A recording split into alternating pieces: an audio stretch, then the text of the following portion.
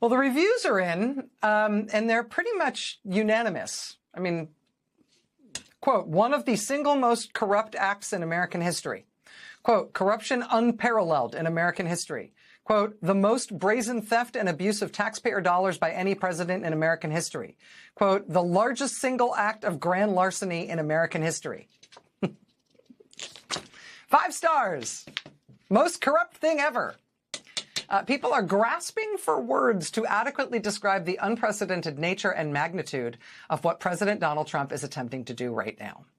And this isn't even about the whole SHOCKS fiasco we just talked about a couple minutes ago, which has also been revealed over the last few days, in which the president appears to have been buying stocks in companies right before he actively took steps as president to boost those companies.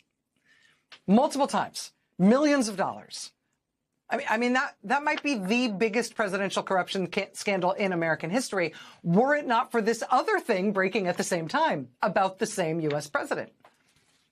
This $1.8 billion taxpayer dollars, $1.8 billion in taxpayer funds that Donald Trump is liberating from the U.S. Treasury to pay out to his friends and allies. And look, I know there's a lot of coverage today that has described this fund. First of all, they're describing it as $1.7 billion. That's $1.8 billion. But you're also seeing a lot of descriptions, a lot of headlines about this thing, describing this fund as some kind of settlement of Trump's ridiculous lawsuit against the IRS. With all due respect to my friends in the beleaguered mainstream U.S. media, I got to say that coverage and those headlines need to be refreshed. Because while Trump might have, talked about his grievance against the IRS as a pretext to explain what he wanted to do here, the way this has worked out, it's basically totally unrelated. This pot of money, this $1.8 billion, is not actually meaningfully connected to Trump's supposed grievance against the IRS. His lawsuit against the IRS is gone. Trump dropped it. So this $1.8 billion, this is not like a settlement that's being overseen by a judge or something. It is just something that Donald Trump told the government he controls to give him. And so now the government he controls is going to put almost $2 billion into a fund for him at the Justice Department, and Trump's attorney general will control the money. There is no judge involved. Neither the courts nor Congress is approving any settlement or overseeing any part of this. This is just Trump getting a ton of taxpayer money to dole out. Maryland Congressman Jamie Raskin today called it, quote, nothing but a racket designed to take taxpayer dollars out of the Treasury and pour it into a huge slush fund for Trump at DOJ to hand out to his private militia of insurrectionists, rioters, and white supremacists, including those who brutally beat police officers on January 6th. Joining us now is Congressman Jamie Raskin of Maryland. He's the top Democrat on the House Judiciary Committee and a constitutional law professor. Congressman Raskin, it's really nice to see you. Thank you for making time. Great to see you, Rachel. Is there anything else like this in U.S. history? Nothing like it. It's thoroughly illegal and unconstitutional. Of course, Congress never voted to set up a $1.776 billion political slush fund for the president, and we never would pass such a thing. So it's a complete violation of congressional appropriations powers. Moreover, even if Congress wanted to do such a thing, which we never would, it would be unconstitutional because the 14th Amendment says that money cannot be spent out of the federal fisc for the purposes of repaying people for insurrection or rebellion against the United States. And look, but this is his MO now with all of these political slush funds. That's what the Board of Peace is. They took $1.5 billion from the State Department. That was money that was supposed to be for disaster relief. Then he sets up this Board of Peace. He gets $1 billion from the Qataris, $1 billion from the Saudis, and so on. We don't know anything about it. Is it public, private, profit, not for profit, registered in America, registered in Qatar? We don't know anything about it other than Donald Trump is chairman for life. He controls all that money. So that in itself is a violation of the Foreign Government Emoluments Clause, because all those foreign states and kings and princes are giving money, and the Domestic Emoluments Clause, which says the president is limited to his salary in office and cannot derive any other money from the U.S. Treasury. But the whole administration now is just corruption, highway robbery every day. The way that you were describing it, including your reference to the Emoluments Clause and other means by which this seems pretty illegal, even to somebody who's not a lawyer, makes me think that these things ought to be stoppable in court. I mean, who has standing to challenge the Board of Peace slush fund that you were just describing, or indeed this new one that they're trying to set up at DOJ?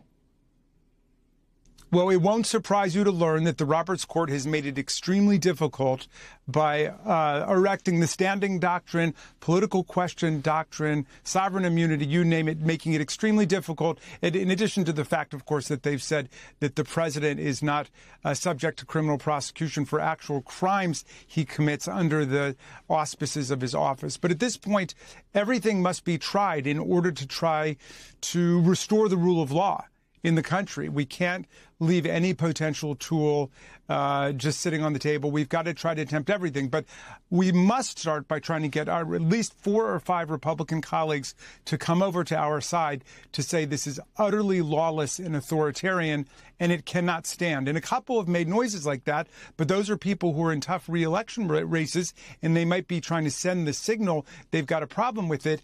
If you've got a Republican running in your district who's saying, yes, this is problematic, ask them, will they sign their name to co-sponsor a bill to block this outrageous expropriation of the tax dollars of the people for completely political purposes, to give to Proud Boys, Oath Keepers, rioters, and insurrectionists, the people who beat up police officers. That's what this is about. It's about funding or pre-funding Donald Trump's private militia.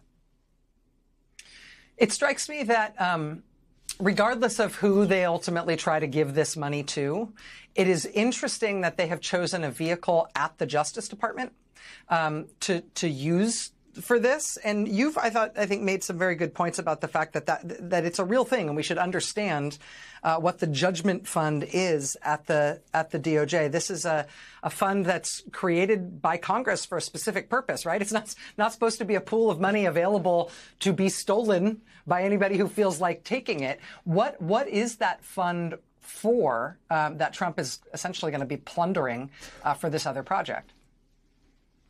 Well, it used to be that if someone successfully sued the federal government, that Congress had to vote to appropriate money to pay for the damages, to pay for their verdict. And then Congress said, we're spending half of our time just on litigation against the federal government.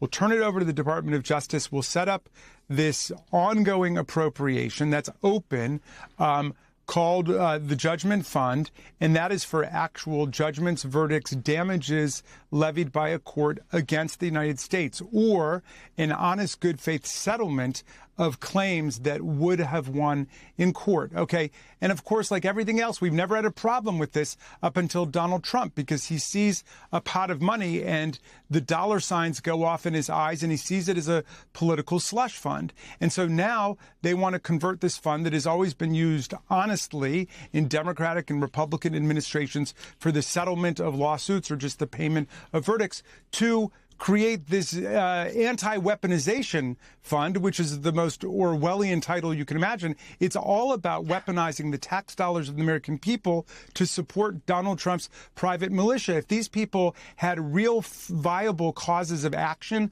against anybody, they would go to federal court. And the ones who have gone to federal court have lost their cases overwhelmingly. And you can't find a single case of somebody whose criminal conviction was reversed on appeal after they assaulted a police officer on January 6th, or were convicted for seditious conspiracy, which means conspiracy to overthrow the government of the United States. If they had a real valid cause of action, they'd be in court getting it. But of course, Trump wants to take it out of the courts and put it under this little committee of mysterious appointees he has, who are going to be exclusively responsible to him. Again, it's just a complete ripoff of the taxpayers, and everybody can see what's going on.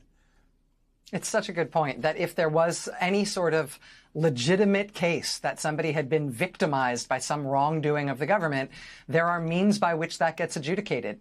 Testable constitutional means, transparent means, that we have ways of doing that. This is not the way that you do it. Congressman Jamie Raskin of Maryland, you are always very welcome here on this show anytime, but particularly when we are dealing with something of this magnitude with this many constitutional implications. Nobody better to be here but you. Thank you, sir. Thank you, Rachel. All right, we got much more news ahead tonight. Stay with us. What we've just heard is not simply another heated political argument in Washington.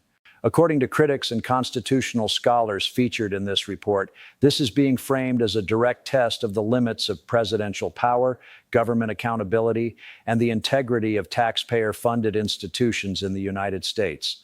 Throughout this segment, the accusations were extraordinary in both language and scale. Terms like grand larceny, political slush fund, and unconstitutional abuse of taxpayer money were repeated again and again.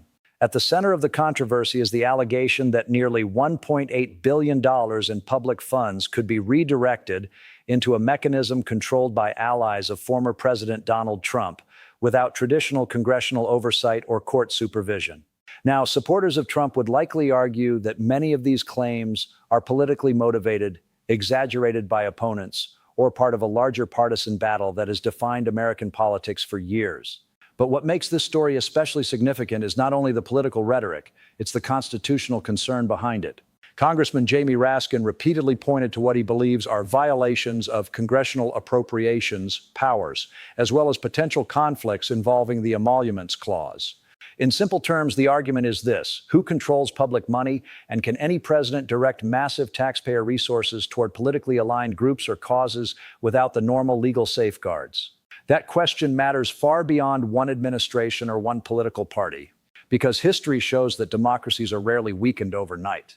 More often, institutions are tested gradually, one precedent at a time, one legal gray area at a time, one normalization at a time. And when public trust in those institutions begins to erode, the consequences can last for generations.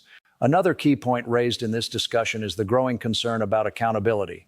If courts are limited by standing doctrines, if Congress is divided along party lines, and if executive power continues expanding, then who exactly is left to act as a check on presidential authority? That may be the deeper anxiety underlying this entire conversation. And regardless of where viewers stand politically, there are difficult questions here that deserve serious thought. Should any administration, Republican or Democrat, have this level of discretionary influence over taxpayer funds? And at what point does aggressive political power cross the line into something fundamentally dangerous for democratic systems? Those are not small questions. They strike at the heart of governance, constitutional balance, and public trust. Emotionally, what makes debates like this so powerful is the sense that many Americans increasingly feel their institutions are no longer functioning in predictable or transparent ways. For some, this story reinforces fears of corruption and abuse of power. For others, it reflects a justice system and political establishment they already distrust. Either way, the divide appears deeper than ever. And perhaps that is the most sobering part of all. Not just the allegations themselves, but the fact that Americans are now debating whether the safeguards of democracy are still strong enough to withstand this level of political conflict. The legal battles, political investigations, and public reactions surrounding this issue are almost certainly far from over. What happens next could shape not only future elections, but also future interpretations of presidential authority in America for years to come. If you found this report insightful, don't forget to like, share, and subscribe for more real fact-based news commentary.